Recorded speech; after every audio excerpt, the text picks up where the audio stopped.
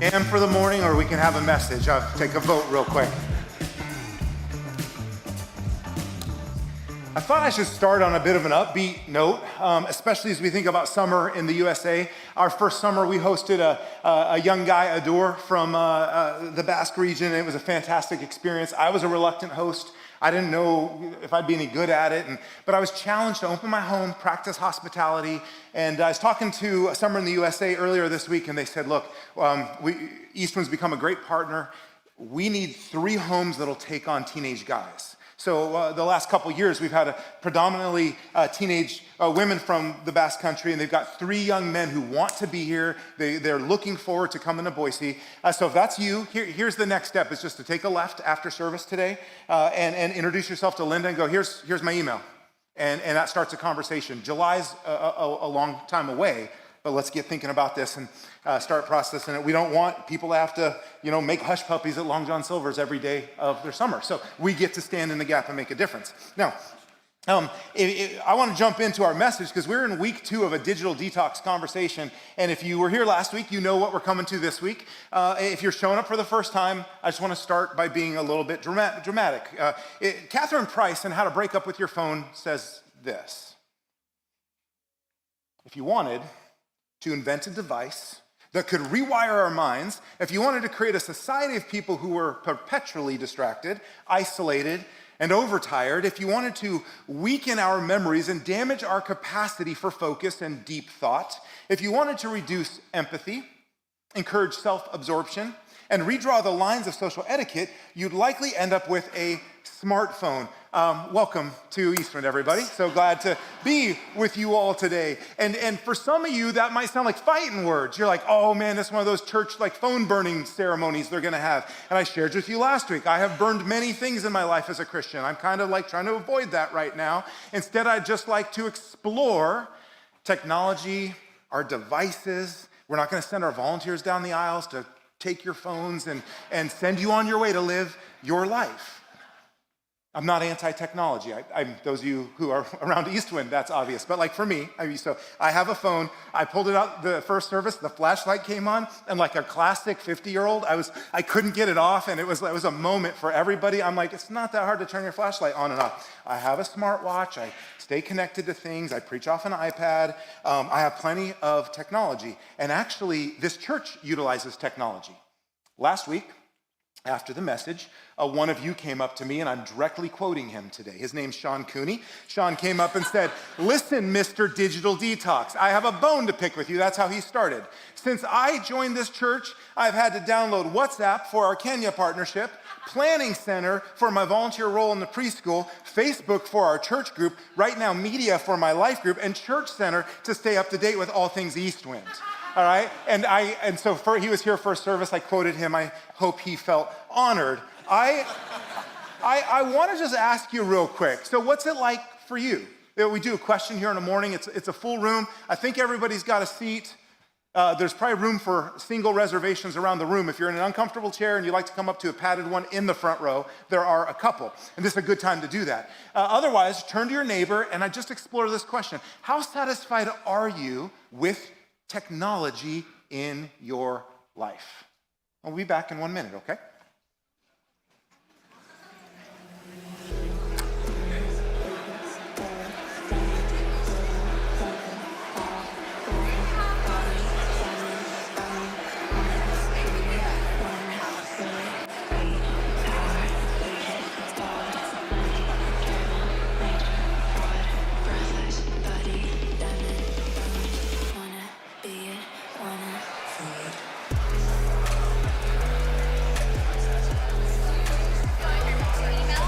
Good to see you.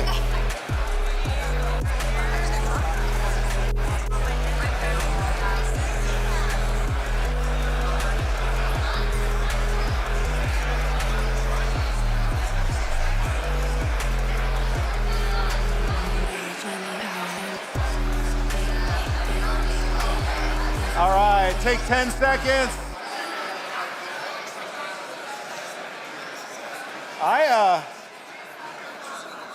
I don't know how to read this room. I don't know if you're really into that. So I don't know if you're very satisfied or very unsatisfied. But we're just gonna walk this road 4 weeks in a row, overtly looking at and exploring a digital detox, because I have, and I experience, and I think many of you do as well, this strong conviction that our screens do pose a threat to our lives, to resilient living, and more specifically to resilient discipleship to Jesus and to the abundant life that he offers us. And my concern is primarily rooted in two realities that I experience: a lack of discernment in what we consume on our screens.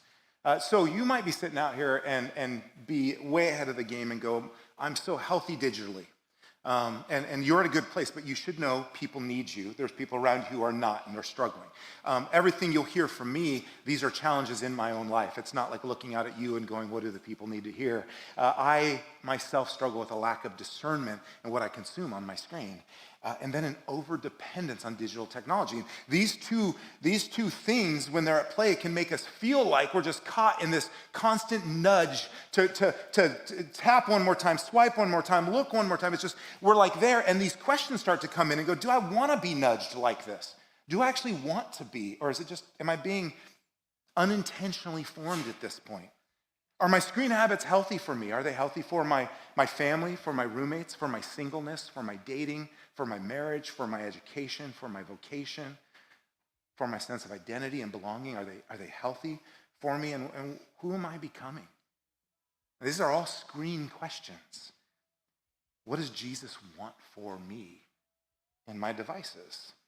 So starting with a confession, I don't feel great about my own relationship with my phone. Raise your hand if you use your phone as an alarm clock. Shame on you all. No, I do too. And so recently I have been a lot better, but I started to notice this trend about the relationship with my device. My phone's my alarm clock. It wakes me up. I roll out of bed, and then I would do something. I would reach over and I would grab it. And I'd grab it, and then I would go, the weirdest thought would come into my head, because I don't even like email that much. I'm not great at email, like email etiquette. And the weirdest thought would come into my head. I wonder if someone emailed me last night between the hours of midnight and 6 a.m. Right? Great way to start your day. Pop that open. The only emails I got were like spam or newsletters at that point. If you're emailing me at that time, you have a problem, not me. And then I'd go, well, why have my phone open? I wonder what's happening in the world. And so I'd go to Instagram and find myself in Facebook, and I'd lay on my left side, because I grab my phone like this, and I'd find like 15, 20, 30 minutes pass. And I thought, that's not what I want to do when I wake up. I'm a follower of Jesus. I want my first thought to turn towards, what does this day hold for me as one who walks with God, who is called to love God and to love others? And so some time ago, months ago, I just started trying to work. I pushed my phone a little farther away. I stored it a different way. And then now when my alarm goes off, I get out of bed before I grab my phone. And that little step made such a difference. Like I was up and active now. And so what we want to do, so you could, like, I'm a worse offender in this room. And I want to walk through this with you all. What really the goal of the series is that we can learn how to let our devices rest so that we can be fully awake,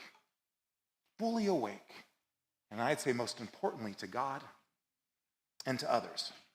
And then the good news is, and if you're new today, you're like, wait, what's going on? Or you're still like, what's going on? This next week after service today, I'm inviting all of us. First service, we just went through this, all of us to 1 week of a digital fast. People want, 3/4 of people want tools and practice and a chance to just unplug from their technology. I know we're in the middle of an important sports season, and so I'm not saying shut it all off. I'm really not. What I'm saying is, let's think about our screens, and for 1 week as a community of people, let's fast from, deny ourselves some of our screen habits, and then pay attention to what it does in our lives, our hearts, our minds. And if you're skeptical about joining us, that's okay. I am too. When I drove in this morning, I was like, oh, it's Sunday. Oh, it's that digital fast day. Whose idea was that anyways? And I realized that was my idea. So I got to wrap my hands. And so I've started binging my social media to get all caught up real quick. So here's what we're going to do, okay? We're going to take an overtly spiritual approach to this conversation today. I mean, we're a church. We do that. But technology and spirit, how do those tie together? And Jesus, long before the iPhone, Jesus said something so appropriate for the digital age. He said, the thief comes to steal, kill, and destroy. And I have come that they might have life and have it to the full. It's a powerful, conflicting, confronting, intense statement. Jesus is speaking to people, and then he's going to turn the corner and he's going to say this. So he sets up the thief comes to steal, kill, and destroy. And in the classic language of Scripture and the church, it would be Satan, the devil, the one who opposes your connection with God, your connection with yourself, your connection with others, comes to steal from you, kill you, and destroy you. People are listening in, and Jesus turns and he says, I am the good shepherd. And the good shepherd lays down his life for the sheep. Now, this takes place in a larger discourse Jesus is having where he's emphasizing his role as good, as a protector, and as a provider. And this sheep imagery, it's not entirely flattering for you or I. We're calling us the sheep. But he's saying, you have a proclivity to just kind of follow whatever's out in front of you. It's kind of true, isn't it? And you need protecting. You are more tender and you are more fragile than you realize. And so I'm a shepherd who cares for, who guides, and who protects people. And Jesus, in his warning about this enemy of you and I, he says, listen, here's the playbook of the enemy. Now remember, no iPhones yet, no, what were those things called? Blackberries yet? Anyone still have a Blackberry? Is that possible? No, there's no technology in anybody's hands. And Jesus says a very tech lifetime appropriate statement, really for any season in history, but it works so well right now. He goes, look, the enemy has a playbook. Steal, kill, and destroy. And so that kind of brings me to the main idea I want to convey today, and it's just simply this. Your spiritual enemy is highly invested in technology. I don't mean financially. I don't mean he's got stock. He's invested in what it does to your heart, your soul, your mind, your relationships, because it accomplishes his agenda. Steal, kill, and destroy. Let's take a closer look at these strategies as Jesus would have been using them. So he says he comes to steal. That's klepto. We're familiar with that word or the base of that word, but look at the meaning of klepto. It's really interesting. Stealing in such a way that's so strategic, clever, and subtle that the victim doesn't even realize something has been taken. And in a lot of ways, it would be like a subversive catfishing scheme, slowly luring you in, pretending to be something it's not, getting your attention and your commitments, and then revealing itself after it's too late to not be what you thought it was the whole time. The thief comes to steal. The first scheme of the enemy is this.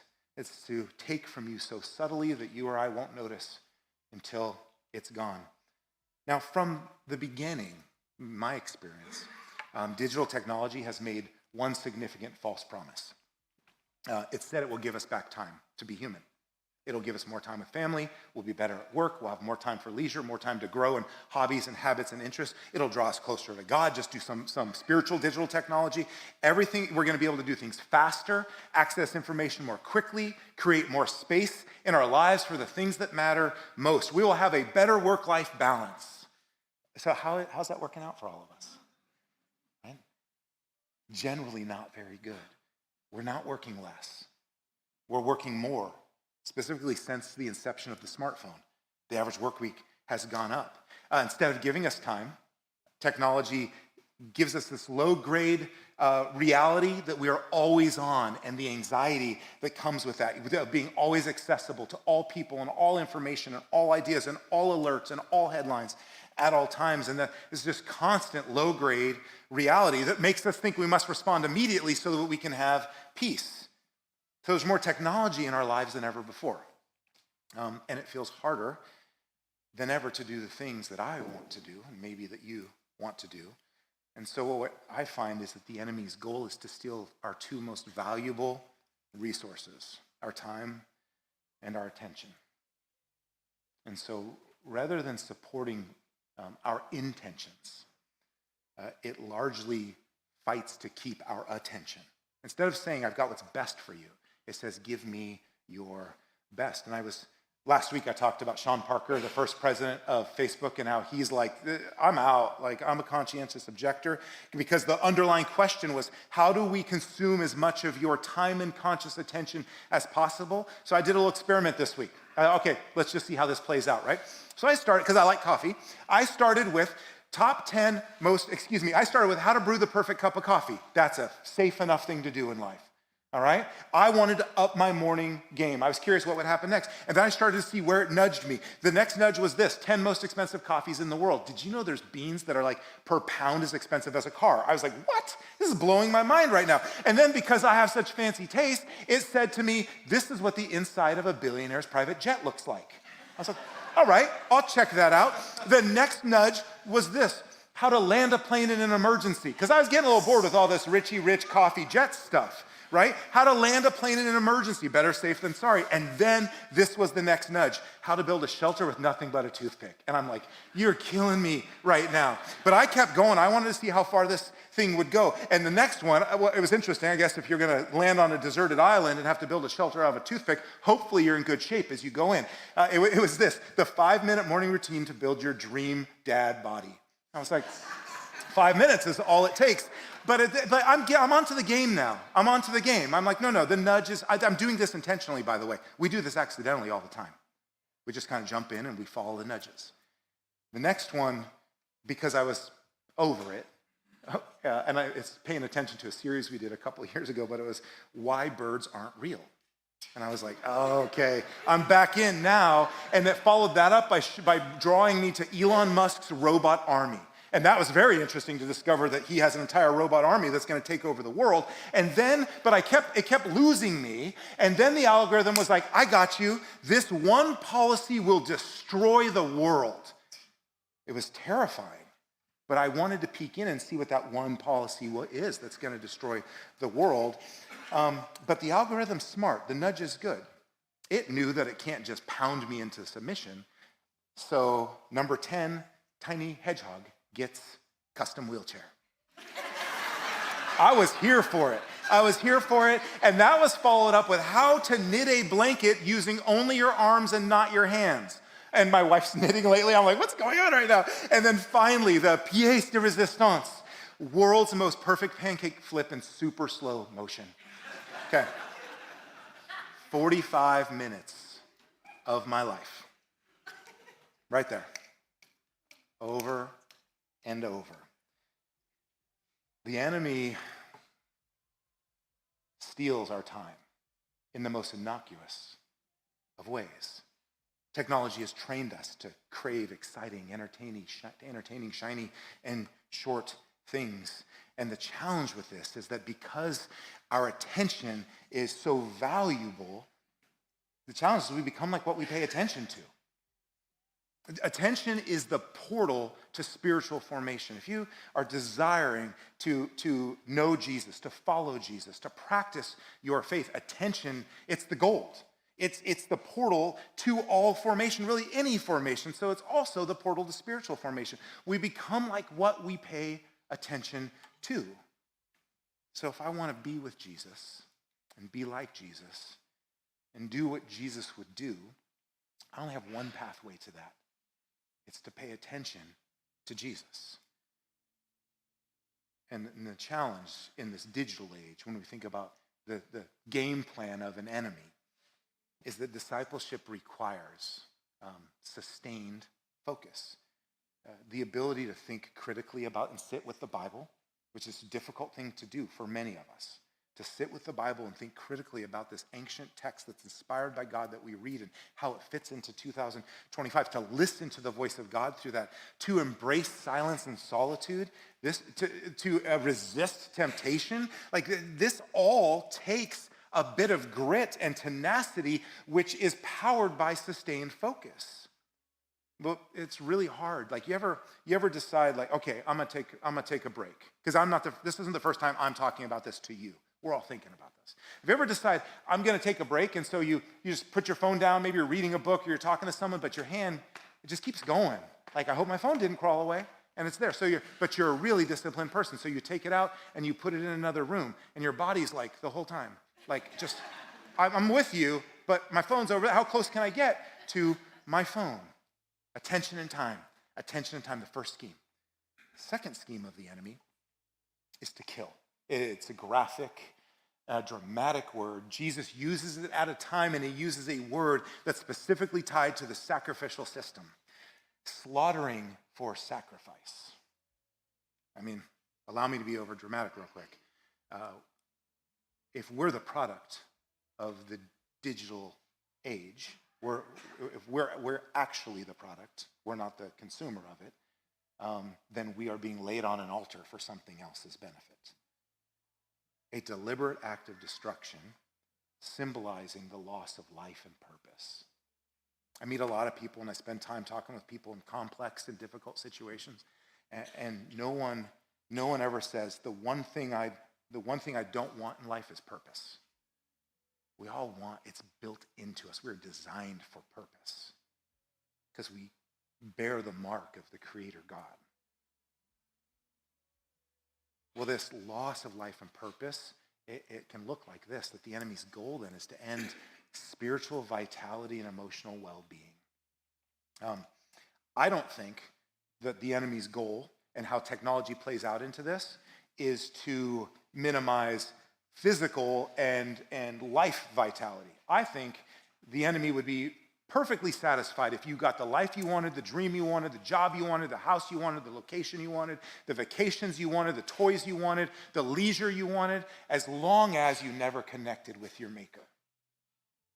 Because you still would not have wholeness. Your well-being would not be good. You would just have. And the enemy's goal is to end spiritual vitality through distraction and emotional well-being. That's what the killing looks like, sacrificing joy and peace and purpose that come from walking daily with Jesus on an altar of busyness and circumstance and distraction. The third part of the enemy's game plan, so if you have kill, you have steal, it's destroy. And about this far in, I'm just like discouraged. I want a funny video to watch or something. But we're not. Because destroy is the word that means to render ineffective or to bring to ruin. So just imagine, in its worst case scenario, if unmarked, unchecked, if what our screens do to us is rob us of our vitality, rob us of our emotional well-being, and they do it slowly over time in a way that we don't even know until it's too late. And in doing so, they render us ineffective or bring us to ruin, separating us in a subtle way from God, from ourselves, from others, and from this beautiful world around us. I mean, the enemy's strategy is for you to be disconnected, for you to be isolated, and for you to be alone. So I thought, well, this is interesting. I'm having a conversation with a group of people with Jesus' words in the Bible and with a little bit of research that I've spent a few years kind of just sitting in this, what our screen's doing to us. I thought I would ask ChatGPT. I have a lot of conversations with ChatGPT, and I said, okay, Chat, so here's my question. I said, what is a false promise of the digital age? I'd love your opinion on it. Look at Chat's self-awareness. One false promise of the digital age is that technology will always make life easier and more fulfilling. While digital tools have undeniably brought convenience and connection, the underlying assumption is that more technology will lead to deeper relationships, greater happiness, or a simpler life. However, in practice, excessive reliance on technology can contribute to, and it listed 4 things: shallow connections. Social media offers as a substitute for real relationships. The interactions are surface level, and they're designed like a slot machine. Information overload. Instead of clarity, the sheer volume of data leaves us confused, anxious, and with decision fatigue. Loss of presence.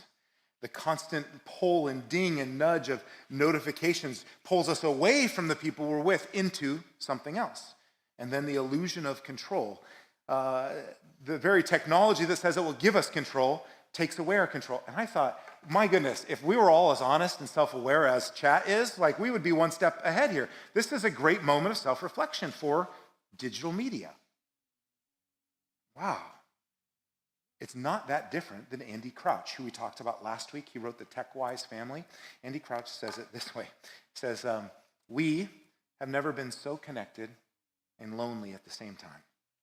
Loneliness has spiked just as our media became social, our technology became personal, and our machines learned to recognize our faces. Initially, I was going to throw up a bunch of charts and data and just show you how sad it's all become. It's our data. It's just us talking about life and our sense of loneliness and well-being and our mental health and anxiety. But you intuitively know that. I think we can just say that ruin, the destroying of the scheme of the enemy to bring us to ruin, technology is really effective for that. I was thinking in terms of meta categories, a few that come to mind. I won't throw anything on the screen, but when I look at what's proliferated in the digital age, and the first is unhealthy sexuality with pornography. And I mean, it's digital fast alone is time for us to pause and go, can I break free from this? Can I get help? Is there any other pathway for me? It's a highly addictive practice. So it's not just a do or don't do. It's highly addictive, and often you need tools and resources for that. But as I was researching into the schemes of pornography, just the success of it alone, you look at the numbers, they're startling. It's more lucrative than combining major sports networks, Netflix and Amazon. It's wild. That is one of the greatest areas of ruin in the digital age because we are designed for sexual connection. And that is one of the greatest areas of ruin. Pornography. The other one, though, which I'll put like right up there, and you can probably challenge me on this, it's politics. Politics matter. They're important. They shape our lives, our cities, our towns, our nation. They affect our jobs, our kids, our lives, our college work, politics. But what social media does with politics is none of that. It just stews us up. It just takes us down a much darker path, and you don't get the hedgehogs in that one. You just get this over and over and over. So we and something so important, we end up just living in ruin. And the last one is, I just decided to stick with 3 Ps, but it's not something that's in ruin. Just a note to parents. There's a lot of parents in this room right now, and it's challenging to be a parent in the digital age. Emily and I were kind of like, we had to navigate this because it happened as we raised our kids, and we're both like we're not natives to the digital age, so we adopted as it came along. A few things I would just say. Notes, you know this, but I want to affirm this for you. For anyone who's, and I affirm this for students in the room. Take ownership of this. Don't put this all on your parents. It's affecting your relationship with them. Filter and block stuff like crazy.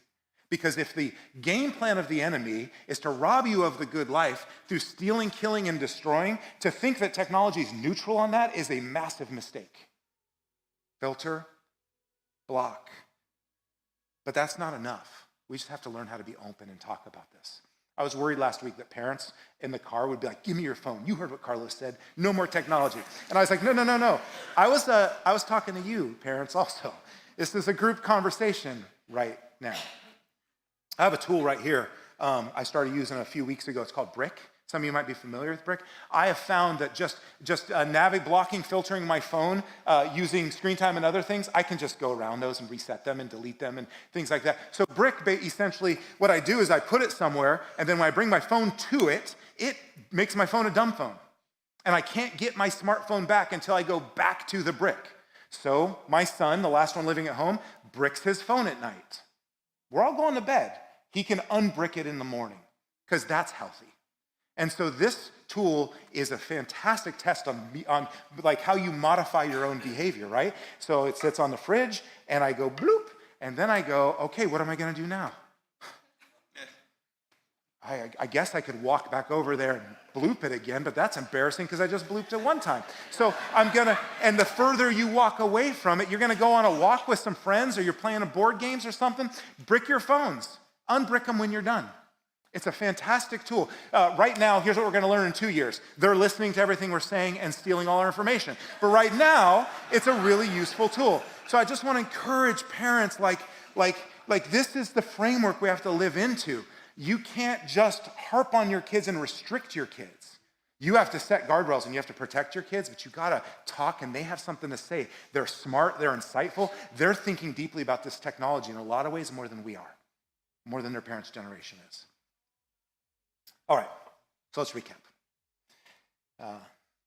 There's a deep misalignment between the goals we have for ourselves and the goals our technologies have for us. Those two aren't on the same page. And if the playbook of the enemy is to kill and steal and destroy, then we should not be surprised that technology is one of the ways that the enemy would do that. And so in that TechWise family book, Andy Crouch presents a series of scenarios for what healthy technology looks like. And I want to share those with you right now. He says technology in its proper place is in its proper place when it helps us bond with real people we are called to love. Your screen can be an incredible tool for connecting with people you love. Real people that are in your life that are important to you. Maybe they don't live in town, maybe they do. Technology is in its proper place when it sparks great, sharpening conversations. When actually it pushes us to think deeply and to talk about things. If it pushes us apart and we just start, just dropping tropes and platitudes and it's not in its proper place. Technology is in its proper place when it helps us acquire skills, accomplish meaningful work, or master subjects that contribute to human flourishing, to good living. Technology can do all of these things, but not without as much work as the hardest thing you've done. Here's what I mean by that. So learning to drive, okay? You have to study for your learner's permit, and you go take your learner's permit. You get your learner's permit, and now you have to get behind the wheel of an actual vehicle, and you have to get 50 hours of driving. After an instructor's already kind of given you the thumbs up, 50 hours later, you're supposed to go back and you do your final driving test, and in that final driving test, if you pass, you're given a vehicle, keys, I guess you're given keys. I don't know if your parents did that for you, but shame on them if they didn't. And then you go and you get in the car and you now can drive. Why all the fuss? It's not that hard to drive a car because they are incredibly powerful. They can improve your life and they can destroy your life. Vehicles are full of human power, potential. Here's what you have to do to get a screen. Birthday, Christmas, or just nag enough, or go to T-Mobile and sign up for the latest plan. That's all the training you need. And bang, you have what I would contend is the most powerful present device ever in human history sitting in your pocket.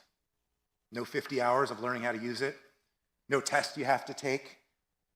This is going to take work, and that's what the digital fast is going to aim at, just a small step in that direction.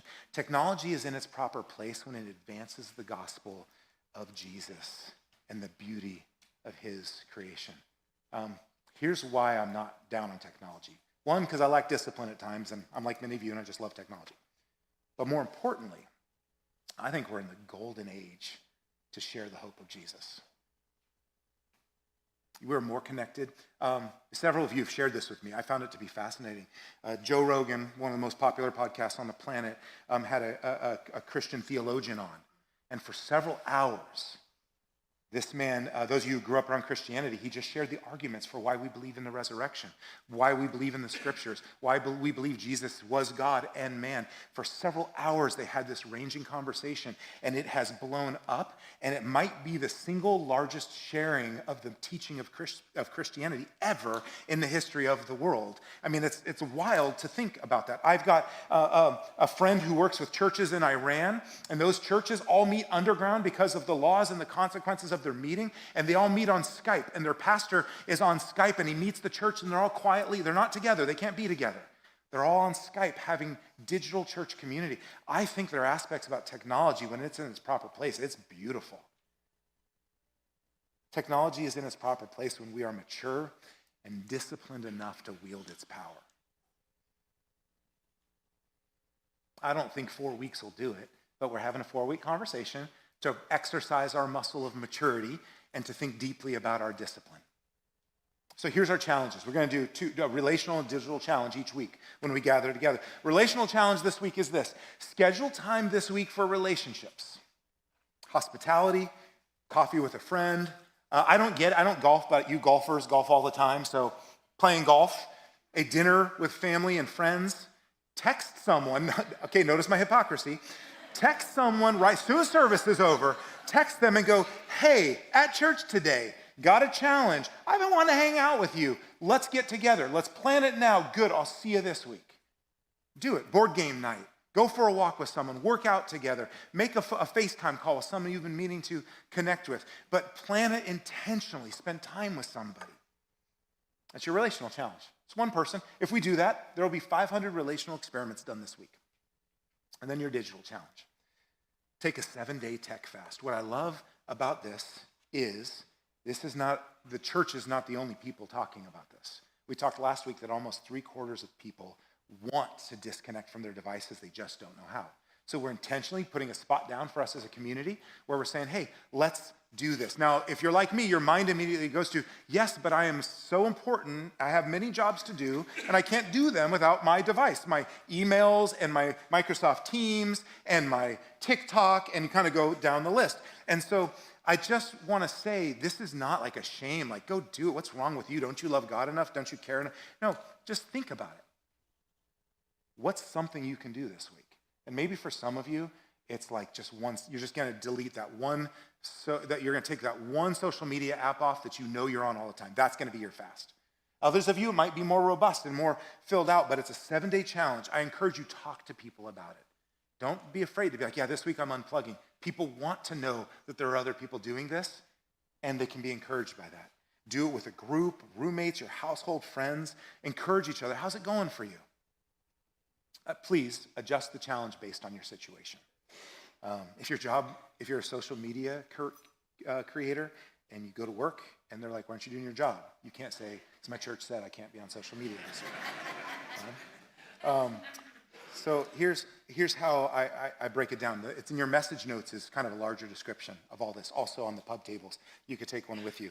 But its first is make your smartphone a dumb phone. That's what this does for me. The brick just simplifies that process for me. You can set up different profiles, completely knock the thing out, or just take off media, entertainment, Netflix, whatever it's going to be there. Make your smartphone a dumb phone. I don't know how else to tell you to do this, but to Google how to make my smartphone a dumb phone. And then follow those steps. That will be very, very helpful. Limit all other screens used for self-entertainment and distraction for 1 week. Limit these things. And limit work screens to work hours. Some of you can't. Some of you are 24 hours a day. You're on call. You have to do these. A doctor grabbed me after the last service. They said, I'm on call all the time. I have to be available, especially when certain schedules line up. But they put this app called Opal on their phone, which is much like Brick, but it's an app. They put Opal on their phone. Well, their 20-year-old kid helped them set up different parts of it, and Opal shuts down. They can't do non-essential work email because they were just finding, well, I got to check work email. While I'm here, I might as well do it all. So limit, and if possible, avoid engaging with work-related devices after hours.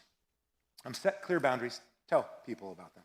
What we're trying to do is not do a digital fast and just like sit on the couch and be like, that's the dumbest idea, the dumbest pastor at the dumbest church I've ever been at.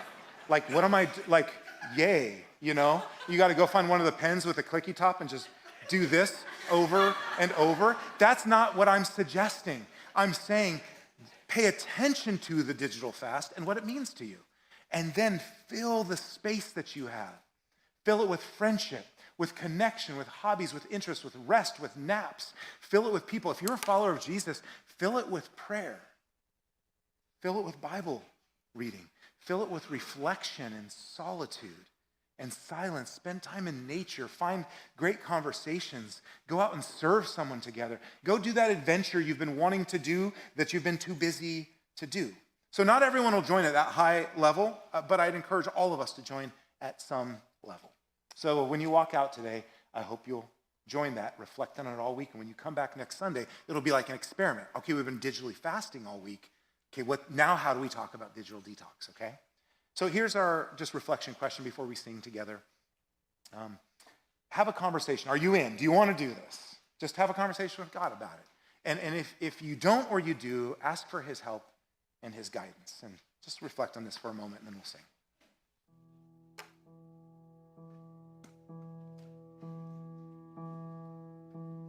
I've been running down this road, don't even know where I'm going half the time.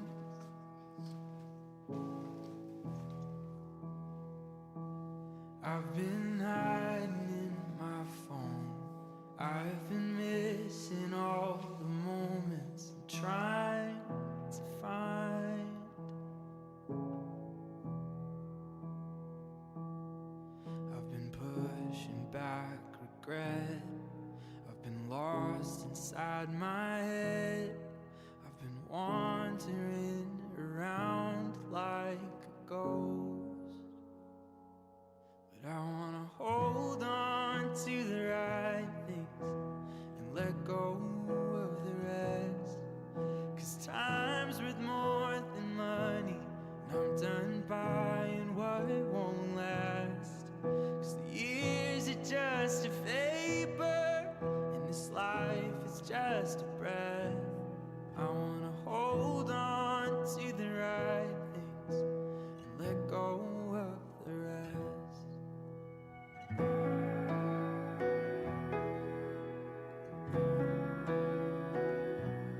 I've been wearing myself out, trying to get this off the ground on my own.